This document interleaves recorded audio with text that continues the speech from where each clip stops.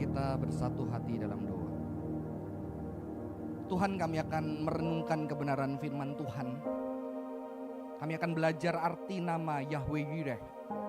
Biarlah Tuhan boleh berbicara kepada setiap kami. Biarlah kembali iman kami boleh dikuatkan. Biarlah kami kembali belajar akan kebenaran firman Tuhan. Hamba yang sudah menyiapkan boleh jadi berkat buat teman-teman di tempat ini. Terima kasih Tuhan, di dalam nama Tuhan Yesus Kristus kami berdoa. Amin. Silakan duduk teman-teman. Selamat hari Minggu. Shalom. Tadi kayak ada boy band 2 di depan ya. Teman-teman, mari kita akan melanjutkan pembahasan memasuki masa Lent kelima sebelum kita memasuki Jumat Agung dan Paskah. Kita akan merenungkan satu arti nama Yahweh Yireh. Saya lebih suka menggunakan Yahweh Yireh, bukan Jehovah Jireh, karena memang di dalam Ibrani penulisannya Yod-He Waw-He dan Yireh. Jadi saya prefer menggunakan tema Yahweh Yireh. Mari kita buka Alkitab kita, Kejadian 22 ayat 9 sampai 14. Saya akan bacakan buat setiap kita. Ini adalah bagian di mana kata Yahweh Yireh itu keluar. Kejadian 22 ayat 9 sampai yang ke-14. Kemudian mereka sampai ke tempat yang diberitahukan Allah kepadanya. Abraham mendirikan mezbah di sana, menyusun kayu mengikat Ishak anaknya dan meletakkannya di mezbah itu di atas kayu api. Abraham lalu mengulurkan tangannya dan mengambil pisau untuk menyembelih anaknya. Namun berserulah malaikat Tuhan dari langit kepadanya, "Abraham, Abraham," sautnya, "Ya Tuhan." Lalu ia berfirman, "Jangan bunuh anak itu dan jangan lakukan apa-apa kepadanya.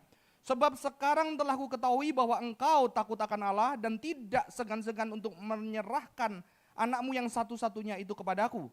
Lalu Abraham menoleh dan melihat seekor domba jantan di belakangnya yang tanduknya tersangkut dalam belukar. Abraham mengambil domba itu lalu mempersembahkannya sebagai kurban bakaran pengganti anaknya. Abraham menamai tempat itu Tuhan menyediakan, Yahweh Yireh. Sebagaimana dikatakan orang sampai sekarang, di atas gunung Tuhan akan disediakan. Di dalam terjemahan tertentu Tuhan terlihat, saudara-saudara ya. Tuhan terlihat. Saya jujur, selama jadi hamba Tuhan saya tidak pernah memilih bagian ini untuk dikhotbahkan. Dan ini khotbah pertama saya, bagian ini. Karena sebetulnya cukup mengganggu bagi saya. Walaupun tahu konsep pengorbanan, penebusan, penggantian domba. Tetapi ketika kita dengan kondisi kita sekarang membayangkan kejadian ini dilakukan oleh mungkin orang di gereja kita, di sekitar kita. Menakutkan tidak? Punya papa seperti Abraham. Ya. Dan anak saya sudah bertanya, "Pak, gara-gara nonton sebuah film, ada 2 anak harus diselamatkan 1. Pak, kalau aku sama Cece yang sedang sekarat itu, papa nyelamatin 1, papa nyelamatin 1. Siapa?" Bisa jawab? Saya nggak mau jawab. Saya nggak mau jawab. Kalau bisa kamu selamatin dua-duanya, papa yang mati, saya bilang gitu kan. Tapi nggak bisa, kalau suruh pilih, saya nggak bisa jawab. Dan yang terakhir ada pertanyaan kepada anak saya yang nomor 2, tanya nih, "Pak, kalau papa disuruh Tuhan mempersembahkan aku, papa persembahin nggak?"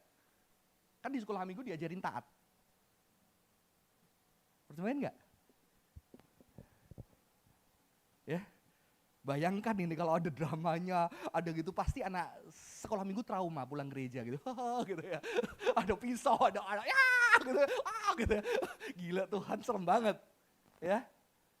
Maka saya harus menjawab ini kepada anak saya, mengapa ada kejadian seperti ini? Dan dia bertanya, kalau terjadi lagi bagaimana ayahku? Bagaimana keluargaku? Maukah engkau mempersembahkan untuk aku buat Tuhan? Tapi karena saya belajar filsafat, saya boleh sedikit berkelit. Ya. Karena perintah mempersembahkan seorang anak hanya terjadi 1 kali di dalam Alkitab, betul? Ya, saya bilang, kan nggak jadi dipersembahkan pembelaan kepada anak saya, saudara. Kan nggak jadi dipersembahkan. Itu bukan hanya, itu memang dipuji ketaatannya dan segala macamnya. Beberapa ahli Alkitab yang liberal mengatakan bahwa ini Abraham sebetulnya walaupun sudah mengikut Tuhan, paradigma dia masih penyembah berhala yang bisa mengorbankan anak. Tapi saya tidak memilih posisi itu, saudara-saudara ya.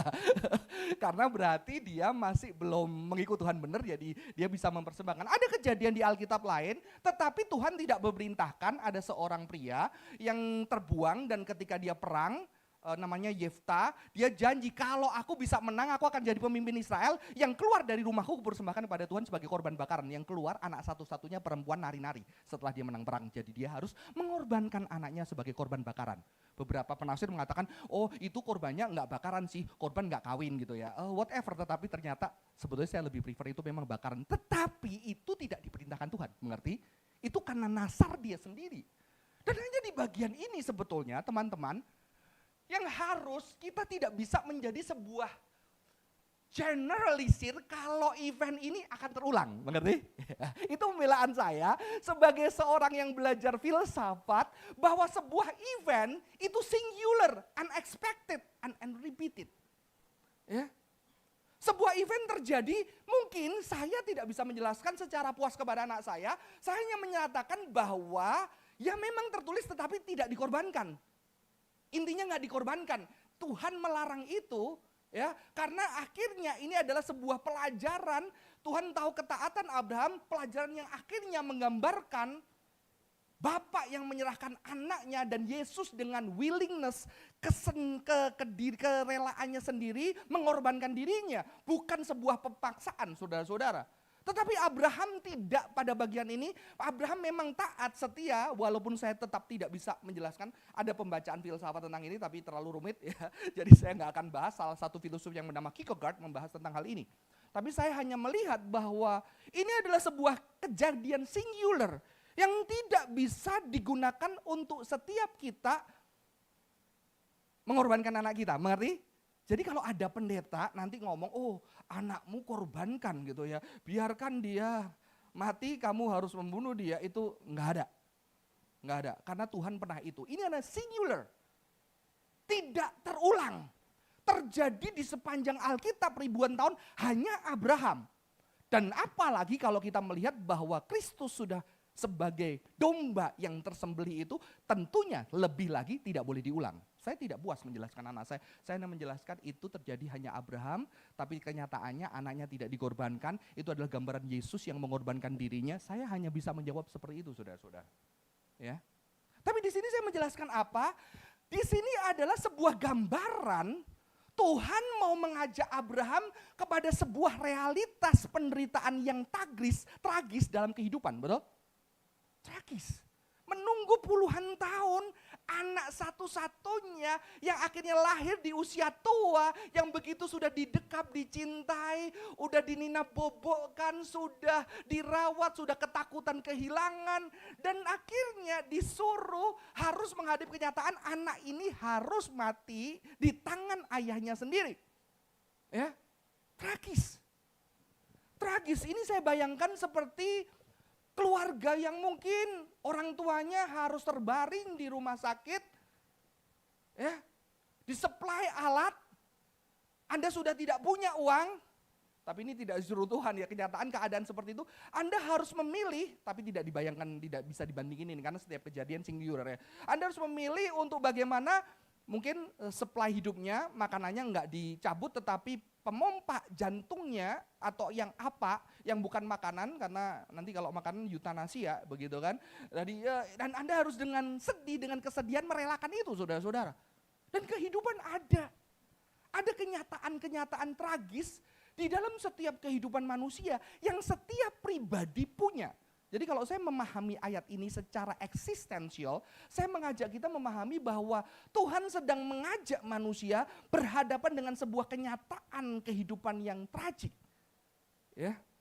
Karena kadang-kadang di dalam tragis itu kita sering mempersalahkan, kenapa Tuhan tidak ada Tuhan dan segala macam ya. Tetapi memang tetap berbeda karena di sini Tuhan memerintahkan, saudara-saudara.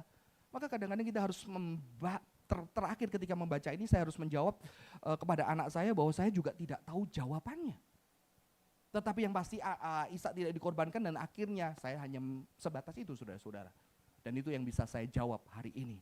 Tetapi saya bisa belajar bahwa Abraham mengalami satu kehidupan yang menyakitkan, yang traumatik. Tinggal dikit loh. Habis itu dia nggak jadi meninggal, ya kan, nggak jadi mati anaknya.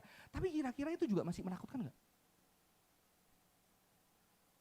Ya, saudara-saudara, di sini apa yang kita bisa pelajari? Bahwa kisah ini mengafirmasi penderitaan yang tragis dalam kehidupan manusia yang kadang harus kita hadapi, tetapi setiap kita punya penderitaan yang berbeda. Maka saya tidak setuju karena singularity ini konsep yang penting. Karena apa? Saya tidak pernah setuju bahwa aku mengerti penderitaanmu. Saya tidak pernah setuju kata itu karena setiap orang mengalami penderitaan dengan tubuhnya yang berbeda. Lu diputus cinta, satunya diputus cinta ditinggalin di ghosting. Satunya diputus cinta karena memang dia tahu udah gak jelas, gak cocok. Beda. Yang satunya diselingkuhin, beda. Terus kalau sama-sama diselingkuhin, yang selingkuh beda, betul kan? Yang satu selingkuh memang brengsek dari awal, yang dua udah sayang banget tahu-tahu dia jatuh gitu kan. Beda. Setiap penderitaan itu singular. Singular. Maka sebetulnya ketika kita melihat singularity itu, kita juga bisa melihat penderitaan Kristus sebagai sesuatu yang singular, yang kita tidak pernah memahaminya. Kita berusaha mengerti, tapi kita nggak pernah memahami karena apa? Kita manusia 100%, Yesus manusia, firman yang menjadi manusia. Kita nggak mengerti penderitaan Maria. Penderitaan itu singular. Maka ketika kita sebagai saudara seiman, ketika kita melihat teman-teman kita menderita, jangan gampang-gampang, gua ngerti rasanya. Kalau Anda bilang, gua pernah sih, tapi kita beda, sama-sama sakit pasti. Mungkin kamu kayaknya lebih sakit, it's okay. Tapi aku enggak pernah mengerti. Karena anakmu sama kamu kisahnya udah bersama kamu. Suamimu sama kamu, aku berbeda, saudara-saudara. Dan inilah yang saya percaya bahwa ini adalah singularity dari sebuah penderitaan yang terjadi. Ya, kembali saya ingetin, saya nggak punya jawaban kenapa Tuhan suruh. Ya, tapi itu singularity cuma satu ayatnya, tidak pernah disuruhkan kepada orang lain, sehingga anak saya tidak berhak bertanya kepada saya itu, karena Tuhan gak suruh.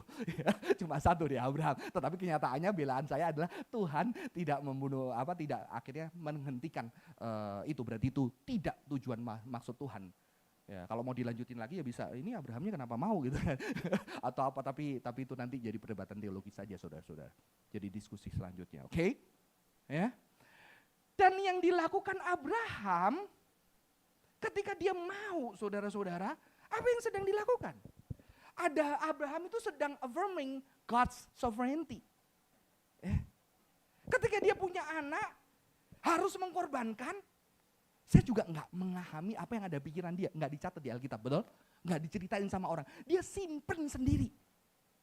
Sampai dia melakukan satu tindakan sendirian dia sama anaknya. Mungkin anaknya juga nggak dikasih tahu. Makanya seorang filosof bilang Abraham itu mengalami tahap spiritual. Tahap spiritual itu tahap tertinggi dari manusia. Ini namanya Kierkegaard. Tahap yang rendah adalah tahap estetik.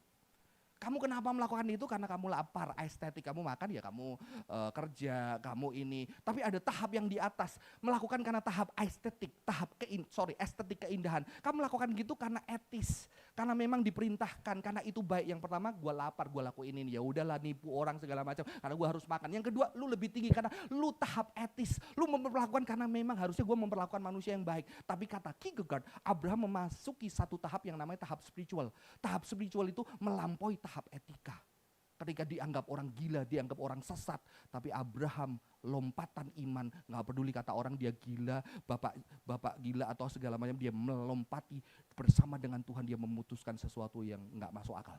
Nah itu kata Kierkegaard, saudara-saudara. Ya terserah mau percaya Kierkegaard melihat itu terserah saudara-saudara. Tapi saya hanya melihat bahwa sebetulnya Abraham di sini sedang mengafirmasi kedaulatan Tuhan. Ini adalah sebuah perjalanan eksistensial, perjalanan pribadi seorang manusia berhadapan dengan kalau dia diminta sesuatu yang nggak masuk akal, yang menyakitkan, yang memilukan, yang dia harus hadapi, eksistensial, saudara-saudara. Karena Abraham beda, ya. Dan ketika dia menghadapi itu mungkin dia akhirnya seperti yang dikatakan oleh Ayub. Yahweh gave and Yahweh has taken away. May the name of Yahweh be praised. Artinya apa? Sebuah kondisi manusia yang menawar-nawar mungkin, bergulat dengan kepedihan, sampai akhirnya dia berserah menghadapi penderitaan yang dia nggak mau. Ya, mungkin kalau kita bisa, kalau melihat Abraham, satu penderitaan yang kita nggak mau. Kadang-kadang ketika itu sudah diambil pun, kita tetap nggak mau.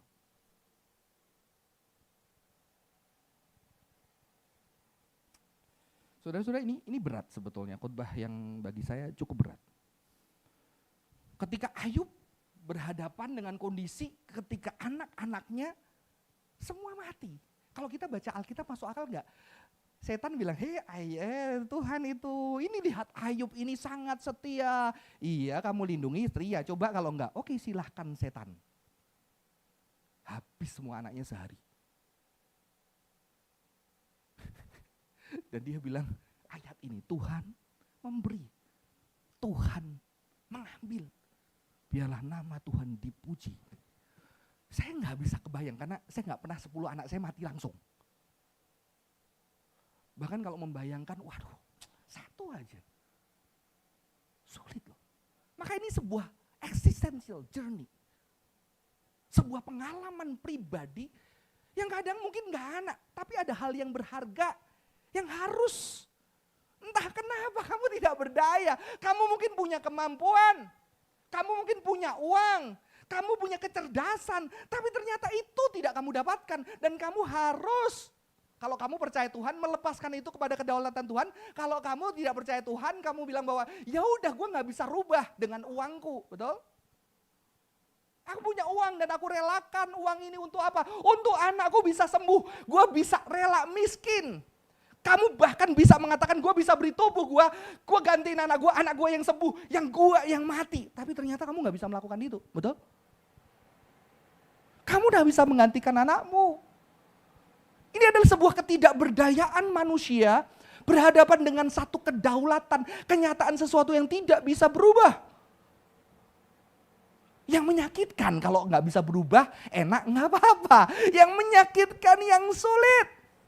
Sakit yang tidak sembuh, orang yang kita cintai memiliki kelemahan, saudara-saudara.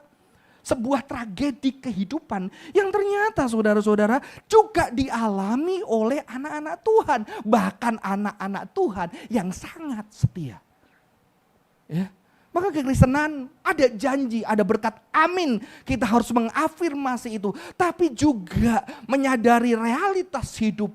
Adanya kesulitan-kesulitan yang kita harus mengafirmasi kedaulatan Tuhan. Dan justru kata Yahweh Yireh terjadi di dalam kondisi-kondisi seperti ini. Ya. Allah yang menyediakan. Tapi sebetulnya kata menyediakan kurang tepat. Ya. Yahweh Yireh,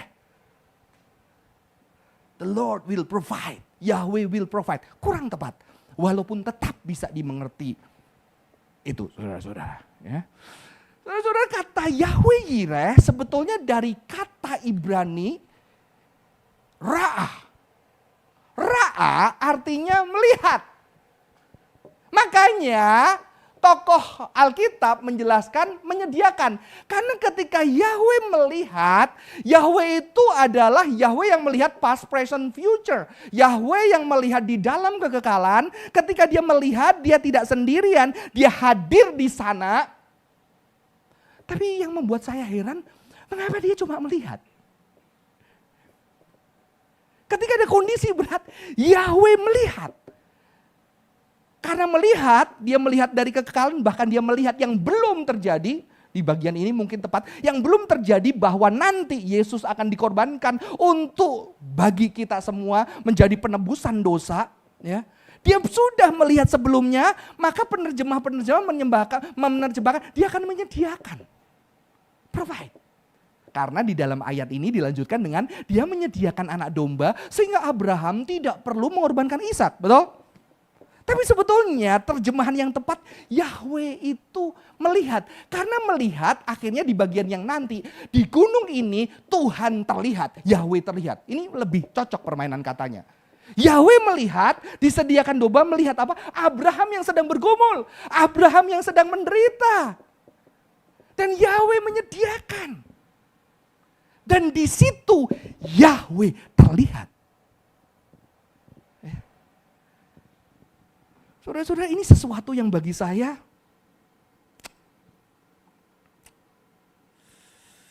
luar biasa. Ketika kehidupan yang begitu tragisnya, begitu dekat dengan maut, janji Yahweh Yireh dinyatakan. Bukan ketika kita baik, ketika sedang di ujung tanduk, Yahweh Yireh, Yahweh melihat. Saudara-saudara, ada sebuah lukisan, saya enggak hobi lukisan ya, karena enggak mudeng ya. Lukisan-lukisan klasik, pengen, cuma udah enggak ada waktu lihat, tapi ada satu lukisan Rembrandt. Ya, saya coba baca-baca ya, ini menarik sekali. Komentator mengatakan bahwa lukisan ini seperti teater yang sangat jenius. Mengapa? Di sini dikatakan saudara, ternyata orang lukis itu detail banget. Tangan malaikat yang mencengkeram tangan Abraham, tangan malaikat itu lebih lembut. Ya. Tapi tangan Abraham lebih gelap karena dia bergulat. Dia nggak kuat gitu ya. Dia bergulat dan kita lihat kontras tangan Abraham yang menutupi wajah daripada Ishak. Artinya apa? Ishak ini diikat dan ditutupi wajahnya. Itu adalah lambang teror dan ketidakberdayaan yang begitu dahsyat. Jadi Rembrandt cukup melihat ini menyeramkan begitu ya. Ya, ada tangan yang menutup anaknya sendiri, tapi dilihat bahwa kulitnya sangat soft lembut dibandingkan Abraham. Lambang ketidakberdayaan. Dan saudara tahu lambang pisau ini yang terjatuh tetapi arahnya tetap ke arah leher. Ya, masih tertuju ke leher Ishak. Jadi ini ada satu kelembutan, tapi juga ada satu brutalitas yang mengerikan yang digambarkan Rembrandt ketika menggambarkan kisah ini. Ya, sebuah kenyataan hidup yang begitu mengerikan, menakutkan, tinggal dikit. Di situ ada tangan melalui malaikat yang lembut, yang begitu lembut, menghentikan dan menyatakan Yahweh Yireh. Yahweh menyediakan. Saya izin kepada seorang teman yang sedang punya sakit, yang belum tahu bakal sembuh atau enggak. Yang belum tahu. Sekarang pengobatan hanya menahan supaya itu tidak selesai. Dan suatu hari teman kita mendengarkan playlist lagu dari Ci-Imel, dan ketika nyanyi ada lagu The End of Day atau apa. Dan dia ketakutan. Dia menangis. Dia nangis sendirian. Kan dia nggak tahu aku akan berakhir atau aku masih hidup lagi. Masih muda. Tapi ketika di situ,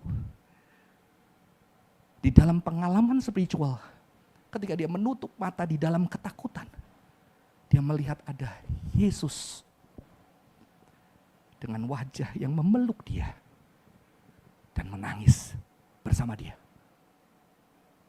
Habis itu tambah takut. Kenapa? Kok Yesusnya nggak ngomong apa-apa? Gue cuma tenang. Dan dia tanya, setelah ini apa? Aku masih hidup? Atau aku bersama Tuhan? No answer. Saudara, ini pengalaman spiritual. Saya bilang iya ya, nggak tahu ya. Tapi yang pasti sekarang lu cerita lu masih hidup sih. Ya, we don't know. Dan kita terus berdoa untuk miracle. Tapi yang gue satu tahu pasti. Dengan kondisi yang seperti ini sulit bagimu benar-benar bisa menyangkali Tuhan itu nggak real. Orang bilang lu halusinasi atau segala macam, terserah. Ya, emang Tuhan nggak bisa pakai halusinasi kita. Apalagi kalau kamu belajar Carl Jung yang namanya psikologi psychoanalytic itu, ternyata imagination itu sangat bisa menyembuhkan kita. Makanya kita nonton film mengalahkan dragon karena kita punya dragon kita masing-masing semua ada. Tuhan bisa pakai semua itu tuh saudara-saudara. Dan apakah tidak ada kemungkinan itu sebuah pengalaman rohani yang nyata? Ada Allah yang melihat, yang hadir, yang terlihat. Ya. Di sana, di tengah penderitaan yang begitu dalam, yang begitu menyakitkan saudara-saudara. Jadi kata Yahweh Yireh diberikan di dalam kondisi-kondisi kita yang hidup, yang di dalam kondisi yang berat. Bukan menyediakan kita makan hari ini, oke, no. Menyediakan sesuatu pengganti. Artinya apa? Dia ada di sana melihat segala penderitaan, melihat segala prosesnya, melihat pergulatan batin Abraham, melihat Ishak, melihat setiap detik jantungnya, ketakutannya, kekhawatirannya, tarik ulur antara menyerahkan dan tidak menyerahkan. Dia ada di dalam setiap perjalanan dan dia ada di sana dan Anda akan melihat dia. Maka ketika kita di dalam sebuah pergulatan hidup sulit, keluarga yang berantakan, sakit yang tidak bisa sembuh, pekerjaan yang sulit didapatkan, diberhentikan dari pekerjaan, relasi yang berantakan, di situ adalah satu tempat kita untuk mengalami Yahweh Yireh. Yahweh Yireh. Di dalam bahkan keterpurukan yang menyakitkan akan dosa. Kalau berlakukan dosa, terpuruk baru sakit. Kalau enggak terpuruk, enggak ngerasa terpuruk, enggak sakit saudara-saudara. Jadi dia tidak berjumlah. Tapi kalau benar-benar udah capek, udah pakai terus.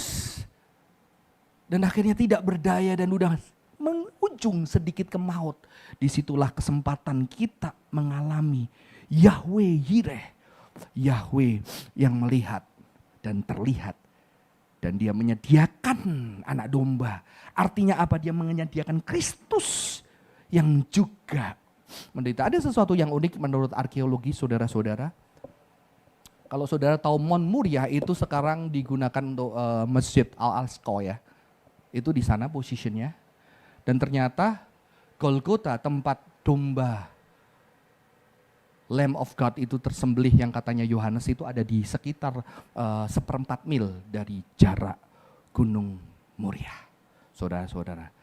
Jadi di sini adalah lambang pemberian diri Allah yang penuh di dalam Kristus. Maka sebetulnya bagi orang Kristen, bersyukur harus jujur. Bersyukur dengan yang ada, bukan yang tidak ada. Makanya saya paling kesel, ya, kalau di gereja, tahu-tahu orang bilang bersyukur buat oksigen, gak ada oksigen mati lo. Ya kan? Ya bisa, baru sadar ya. Tapi kadang-kadang itu sedikit kurang real. Tapi kalau kita ke puncak seger, gak usah suruh bersyukur, aduh seger banget gitu kan. Maka kadang-kadang kalau di Jakarta sesak nafas kita, lagi influenza suruh bersyukur oksigen, susah gitu ya. Tetapi bersyukurnya mungkin apa? Gila gua influ ini gua masih bisa ngerasain makan enak hari ini gitu kan. Ya kan? Gue gini masih bisa datang melayani, gue masih bisa nemenin anak gue masih bisa jaga. Ketika aku kondisi udah gak kuat, aku masih bisa jaga anakku 3 hari di rumah sakit. Waduh bersyukur gue masih punya kekuatan. Setelah itu KO, coba gue gak KO gitu kan. Ya. Anak saya masuk rumah sakit yang lalu saya, waduh gak bisa jaga, saya wah kayak mood perang. Tapi ternyata bertahan 2 hari, untung sudah keluar saudara-saudara. Kalau enggak saya yang masuk rumah sakit. Ya, karena sehari 2 masuk IGD ya. Jadi dari jam 3 pagi sampai sore itu saya masuk rumah sakit. Tetapi di sini artinya apa saudara-saudara? Bersyukur ketika kita tidak ada alasan bersyukur. Ada kenyataan kehidupan orang yang benar-benar sulit lagi menemukan dia alasan bersyukur. Mungkin kita bisa melihat satu-satunya korban syukur. Itulah korban anak domba. Yang ada, yang menderita, yang menggantikan dosa kita. Yang menunjukkan cintanya kepada kita. Ya. Bersyukur karena keselamatan itu. Bersyukur karena anugerah cinta itu. Mungkin kalau kamu punya keluarga, kadang kalian sama-sama berat. Ya, sama-sama susah, ekonomi lagi hancur, sama-sama sakit atau gak tahu apapun. Gak ada yang bisa disyukuri hari itu. Tapi ternyata ada cinta. Anakmu yang masih bodoh-bodoh gak tahu, papa ayo kita berdoa papa sembuh ya. Nah gak ada obatnya, gak ada nak. Kolesterol itu gak bisa disembuhin ya. Saya baru tanya dokter DG kemarin ya. Kolesterol kalau udah ada tumbuh plaknya gak bisa sembuh. Ya udah terlanjur, tapi obatnya itu ngencerin darahnya supaya gak tersumbat, ngerti? Makanya olahraga tidak menghilangkan plak itu, sorry. Olahraga mengencerkan darahmu, ya sehingga nggak ngeplak lagi kalau tambah lama kebuntu jantungmu mati, stroke kamu, ngerti? Tapi di dalam kondisi itu pun ada anak kita berdoa. Saya tetap percaya mujizat bisa terjadi, amin. Tetapi ada kenyataan-kenyataan. Kita harus menghadapi dengan segala itu. Dan ternyata yang bisa kita syukuri apa? Yang kita bisa syukuri adalah orang-orang yang ada di samping kita. Yang sama-sama yang terus mencintai kita di dalam kondisi apapun, betul?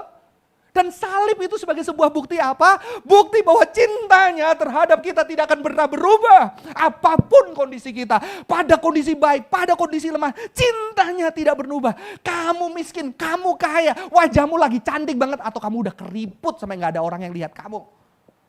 Kamu mau tarik benang sebenama banyakmu, kamu mau suntik di NS Salman, kamu mau setrika apapun itu udah nggak bisa.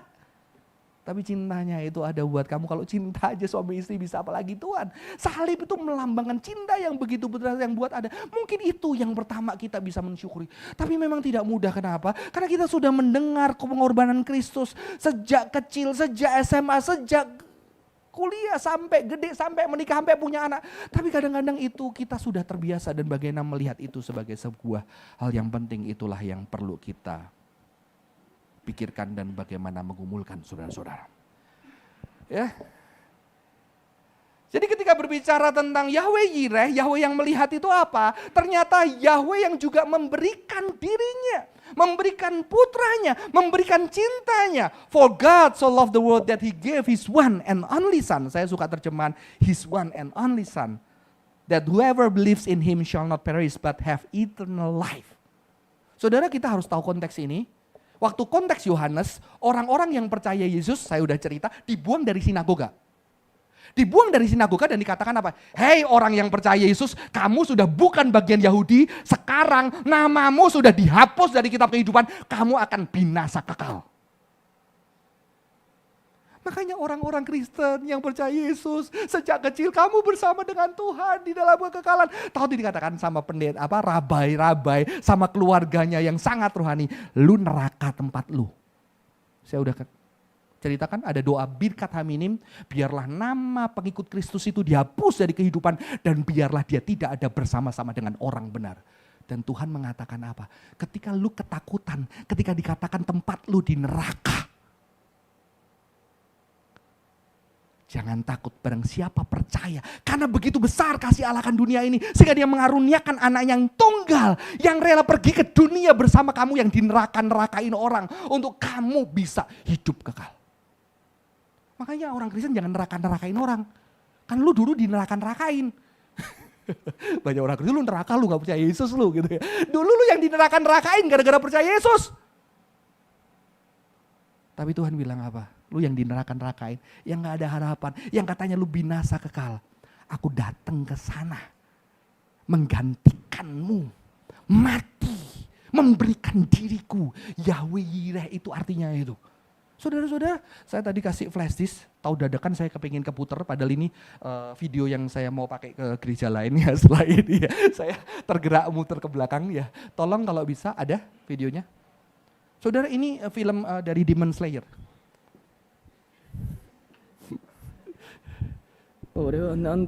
Stop dulu, pas.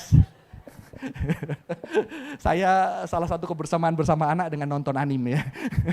Karena anak saya terlalu banyak nonton Hollywood, dulu saya ngerasa kok perlu dibarengin sama yang Asian gitu ya. Di sini ada seorang yang buruk rupa, namanya Daki, ya mungkin namanya Daki itu buruk rupa ya, Dakian gitu. Gyutaro ada Daki ini, ternyata dia adalah lahir buruk rupa, nggak ada orang yang mau dia, akhirnya dia jadi penjahat, jadi preman, ditakuti orang karena buruk rupanya. Tapi ternyata akhirnya dia punya adik, papa mamanya udah nggak ada, adik yang cantik banget. Dan ketika dia punya cantik aneh banget, dia jaga adik yang cantik banget. Dan ketika jadi adiknya cantik banget, adiknya cantik tapi diganggu orang dan akhirnya adiknya mukul orang atau gimana karena mungkin kakaknya jagoan. Ketika dia mukul orang, adiknya itu diikat, dibakar, dibuang.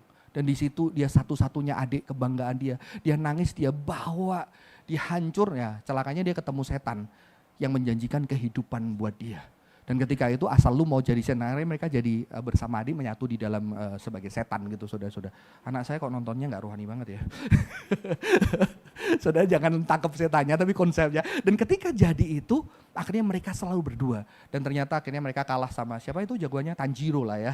Ya nonton Tanjiro ya. Mereka kalah sama Tanjiro. Dan ternyata setelah itu mereka sempat ribut tuh. Dan akhirnya ternyata si Daki ini gak rohani, ini gak alkitabiah ya saudara. Gak alkitab. Tapi tangkap konsepnya bagaimana Alkitab lebih dahsyat gitu ya. Jadi akhirnya si Daki ini menuju ke hell. Sementara si perempuan yang cantik itu keterang. Dan Daki buat, udah kamu pergi sana ke serang, ini bukan tempatmu. Nah ini momen itu, silakan. でも必ず鬼になる。ただ、もし唯一心残りがあるとするならば、梅、お前は俺と違ったんじゃないかってことだ。もっといい店にいたなら、まっとうな花魁に、普通の親元に生まれていたなら、普通の娘に王家に生まれていたなら上品な娘になっていたんじゃないか。俺が育てたためにお前はこうなっただけで、俺の唯一の心残りはお前だったな。なんだここは。 Dia sedang menuju ke gelap. やだ、ここ嫌い。痛いよ、なんとかして。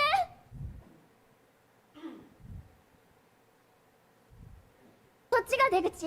俺についてくるんじゃねなんで？え。ついてくんじゃねえ。ごめんなさい。うまく立ち回れなくて、もう足引っ張ってごめんなさい。お前とはもう兄弟でもなんでもない。俺はこっちに行くから、お前は反対の方。おい、離れない。絶対離れないから。何回生まれ変わっても私はお兄ちゃんの妹になる。私を嫌わないで。置いてったら許さないわよ。ずっと一緒にいるんだもん。約束したの覚えてないの？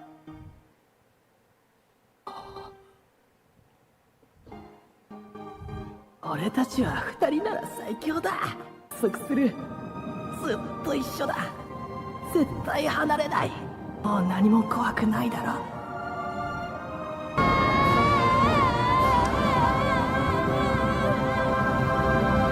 Jadi si adiknya nemenin dia ke neraka. Begitu tidak rohani ya saya. Saudara-saudara, saya waktu nonton ini saya nangis. Dan saya mulai melihat kekristenan itu beda. Karena Yesus, karena cinta yang begitu besar, yang berjanji setia menyertaimu, dia pergi ke neraka, ke dunia yang begitu najis untuk menyatakan cintanya. Jadi kekristenan bukan berbicara Yahweh Yireh, bukan berbicara ketika manusia di dalam kehidupan begitu menderitanya, seperti di neraka. Tuhan melihat, Tuhan terlihat, artinya apa? Tuhan juga hadir, memberi dirinya. Dirinya. Bagi saya, kok ini lebih rohani daripada orang-orang Kristen yang suka neraka-nerakain orang lain. Tapi bagaimana engkau seperti Kristus ketika ada temanmu, saudaramu, keluargamu hidup seperti di neraka? Engkau melihat, engkau terlihat, dan engkau memberi dirimu. That is Christianity. Itulah kekristenan saudara-saudara. Maka bukan lagi, saya sudah gak suka. Jadi, lu mau percaya Yesus neraka. Bukan, itu tidak benar saudara-saudara. Tapi saya sudah menyatakan, lu mau percaya Yesus, ayo ikut aku pergi ke tempat gelap. Ke tempat orang-orang gak mau. Untuk kita bisa menyatakan cinta Tuhan yang dinyatakan di dunia seperti neraka ini. Amin. Saudara-saudara, Yahweh Yireh adalah sebuah pemberian diri Allah. Dirinya di tengah kesulitan manusia yang sudah tidak masuk akal. Di tengah penderitaan setiap orang yang spesifik sekaligus universal. Jadi universal karena semua menderita, tetapi juga singular karena setiap yang menderita punya tubuh dan story dan penderitaan yang berbeda. Kasih Yahweh Yireh, Allah menyediakan menyediakan anaknya, menyediakan dirinya untuk menyatakan cinta dan berjanji, barang siapa percaya kepadaku, ku berikan hidup yang kekal. Tidak seperti kata orang lu di neraka, lu punya kekal karena yang kekal itu ada bersama dengan engkau dan memberikan dirinya. Amin. Saya akan ajak kita menyanyikan satu pujian. Pertanyaannya adalah bagaimana kita memberikan diri kita. Karena Yahweh Yireh.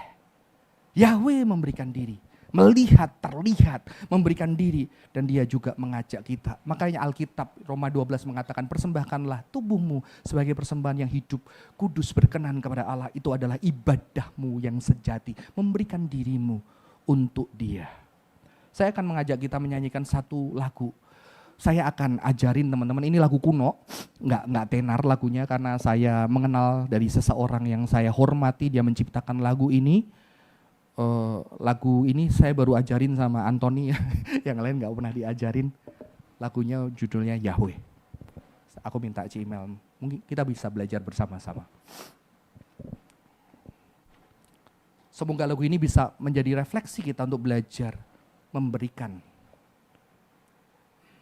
yang berharga di dalam hidup kita untuk menyatakan cinta Tuhan di dunia ini.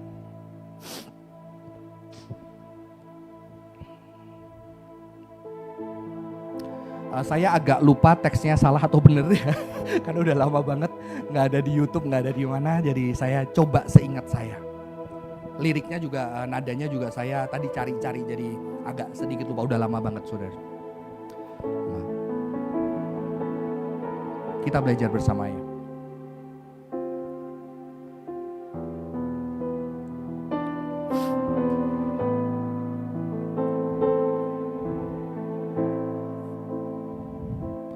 Masuk ke hadirat-Mu, sujud di hadapan-Mu, seluruh tubuh jiwaku mengikuti kehendak-Mu.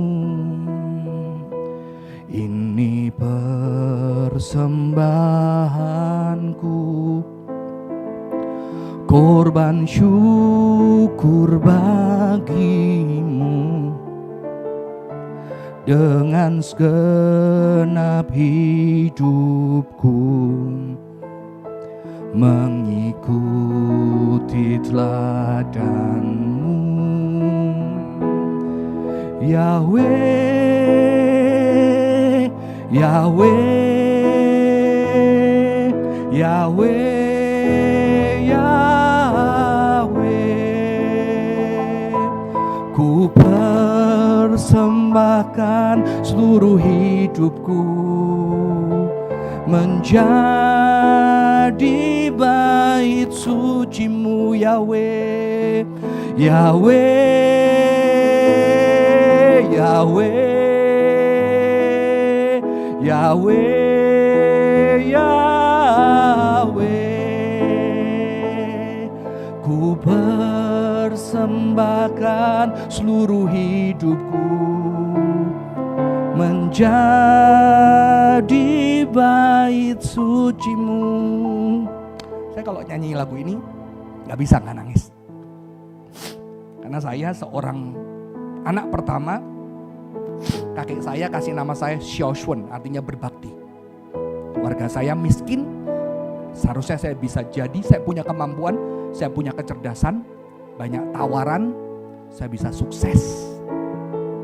Tapi Tuhan panggil saya menjadi hamba Tuhan yang harus serahkan masa depan cita-cita, yang harus serahkan kemampuan saya, yang harusnya bisa membuat keluarga saya lebih terhormat, lebih punya uang. Harus menyerahkan menjadi hamba Tuhan untuk melayani Tuhan. Tidak mudah. Tapi inilah saya. Mari kita bangkit berdiri. Mari kita pujikan bersama-sama, walaupun mungkin belum begitu bisa. Masuk ke hadirat-Mu. Sujud di hadapan, sujud di hadapan-Mu. Seluruh tubuh jiwaku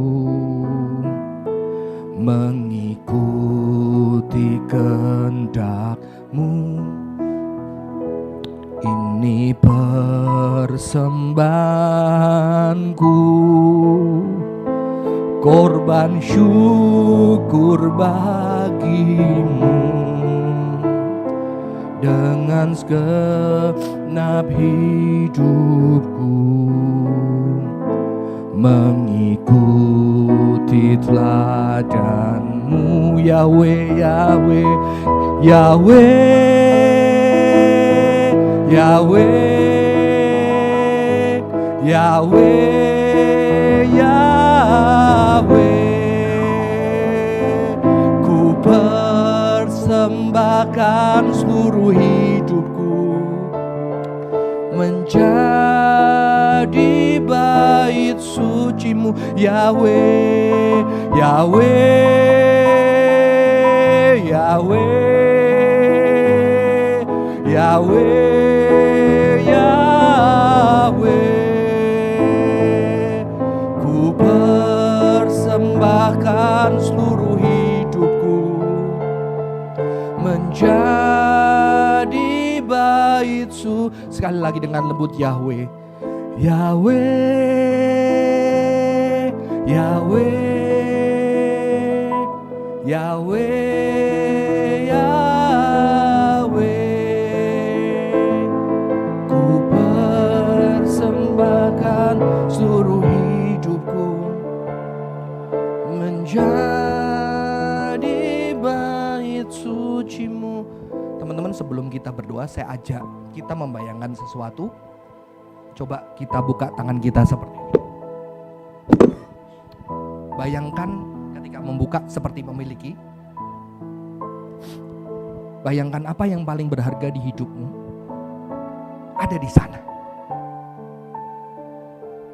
Keluarga, karir, pernikahan, anak-anak yang kau dekap erat ada di sana. Kau dekap dengan erat di dadamu, gak boleh lepas. Pride kamu, karir, kepandaian, relasi, uang, harta ada di sana. Kau dekap erat.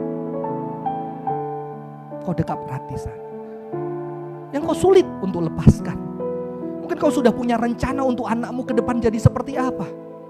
Kau sudah siapkan dengan kekuatan, dengan cintamu. Kau pengen keluargamu, kau pengen karir seperti apa. Kau pengen jadi seperti apa, kau sudah punya semua.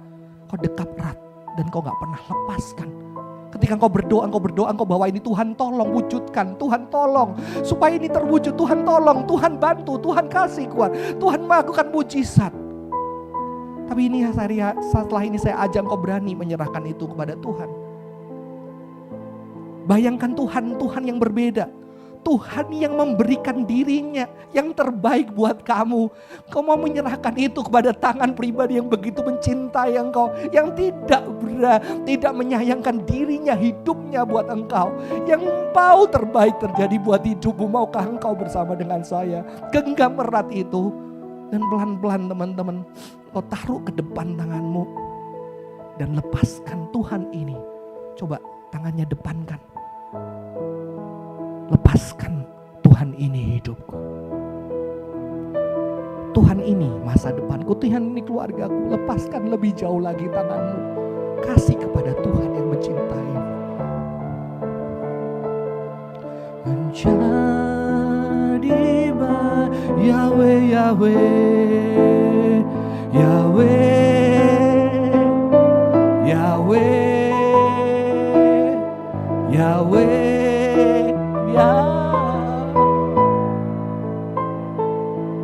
Ku persembahkan seluruh hidupku menjadi bait suci-Mu. Mari kita berdoa. Barang siapa yang rela kehilangan, dia tidak kehilangan. Kau mempercayakan kepada tangan yang tepat, tangan Tuhan yang berani memberikan pergi ke neraka untuk menjangkau Engkau, menunjukkan cintanya. Tuhan, Engkau lihat kami, segala hal yang berharga di dalam hidup kami. Engkau tahu Tuhan, dan biarlah kami belajar setiap harinya memberikan untuk Tuhan, mempersembahkan kepada Tuhan, mempercayakan di tangan Tuhan masa depan, kehidupan, relasi kami, anak kami, keluarga kami, karir kami, panggilan kami. Biarlah kami serahkan semua ke dalam tangan Tuhan. Kecerdasan, kepandaian Tuhan, kami serahkan semua ke dalam tangan Tuhan. Biarlah Tuhan melihat dan kami boleh dipakai Tuhan untuk menjadi berkat. Terima kasih Tuhan buat hari ini. Terima kasih di dalam nama Tuhan Yesus. Kami bersyukur dan berdoa. Amin. Silakan duduk, Tuhan Yesus memberkati.